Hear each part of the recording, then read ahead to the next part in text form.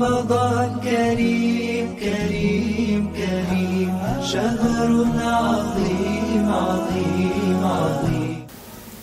الحمد لله الذي أرسل رسوله بالهدى ودين الحق ليظهره على الدين كله وكفى بالله شهيدا. أشهد أن لا إله إلا الله وأشهد أن محمدا عبده ورسوله لا نبي ولا رسوله بعده.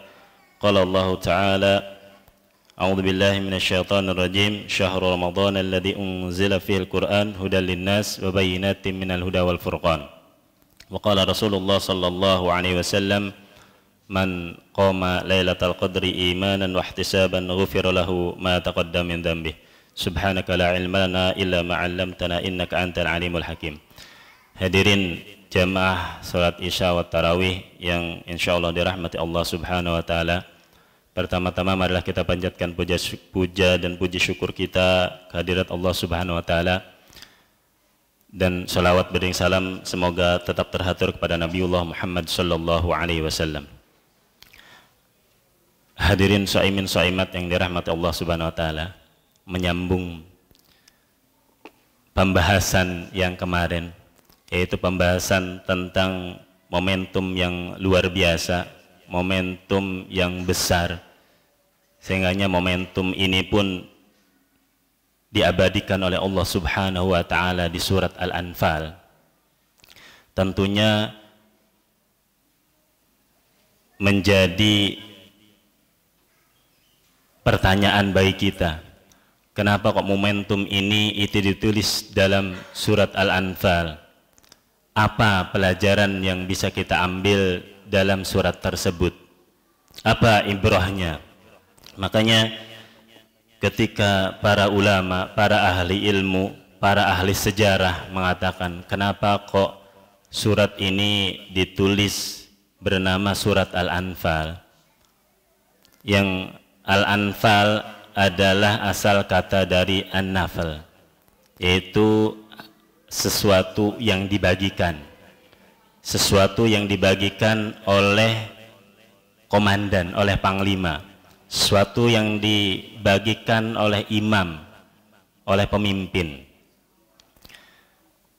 Sehingganya surat Al-Anfal ini merupakan surat gabungan yang luar biasa, gabungan antara siyam wal jihad, gabungan antara siyam wal jihad. Makanya para ulama juga menyatakan surat Al-Anfal ini juga dikatakan, disebutkan sebagai nasyidul mujahidin. Para mujahid itu ketika berjihad di medan perang, nasyidnya adalah surat Al-Anfal, surat Al-Anfal. Maka ketika Allah Subhanahu wa taala mengisahkan perang Badar di surat Al-Anfal itu, ternyata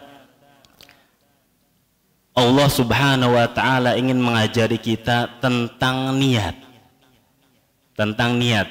Bagaimana ketika kaum muslimin ketika mendapatkan kemenangan yang sangat luar biasa, tidak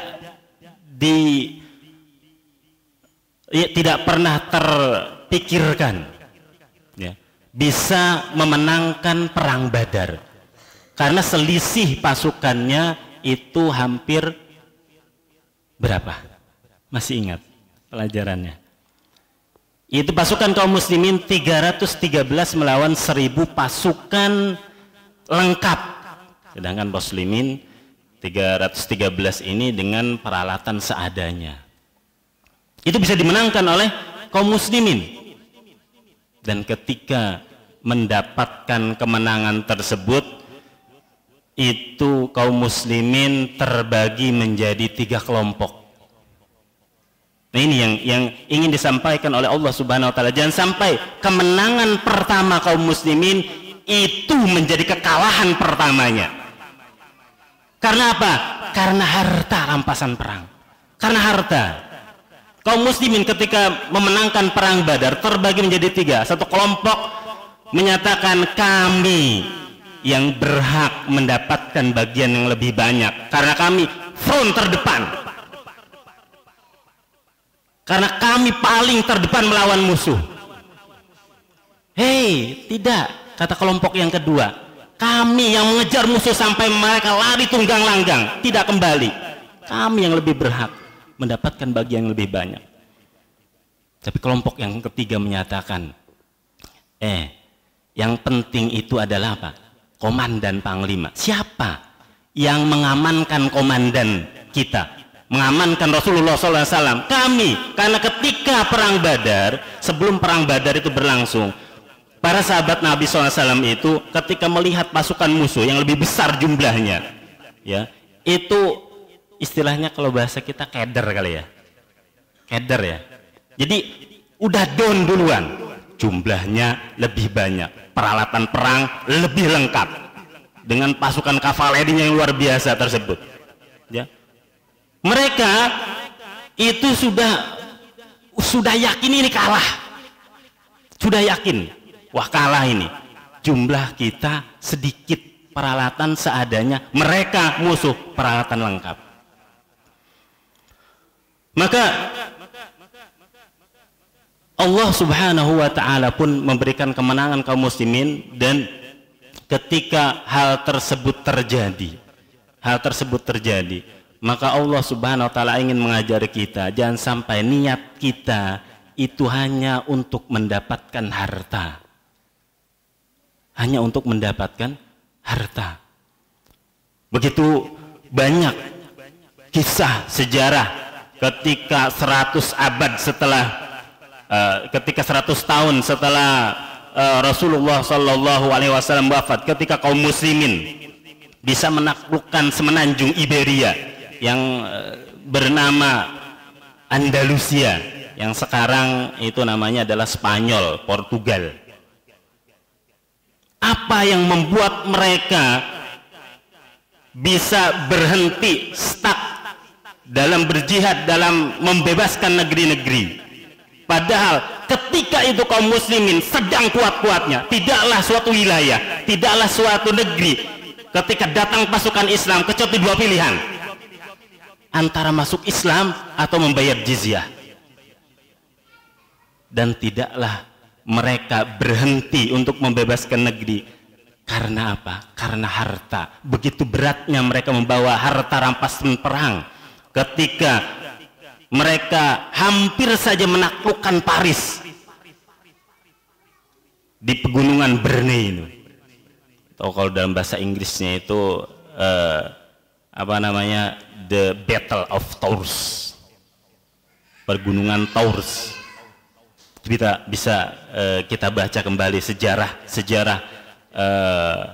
kegemilangan Islam. Maka masyaallah muslimin, jamaah salat Isya wa tarawih yang dirahmati Allah Subhanahu wa ta'ala, maka ini yang menjadi pelajaran bagi kita adalah inti dari surat Al-Anfal adalah jangan sampai kita terlalu ingin menggapai dunia yang begitu banyak sehingganya kita lupa dengan Allah Subhanahu wa ta'ala berfirman ketika mereka itu berantem, bertengkar tentang masalah harta rampasan perang ini. A'udzubillahi minasyaitonirrajim. Yas'alunaka 'anil anfal. Mereka bertanya tentang harta rampasan perang. Qulil anfalu lillahi war rasul. Sungguhnya harta rampasan perang itu adalah hanya milik Allah dan Rasulnya. Fattaqullah. Yang terpenting adalah apa? Yang terpenting sekarang adalah bertakwa kepada Allah Subhanahu wa ta'ala. Bertakwa. Kemudian setelah bertakwa adalah wa aslihu dzata bainikum. Perbaiki hubungan kalian. Jangan terpecah belah. Jangan sampai karena harta, jangan sampai karena dunia kita terpecah belah.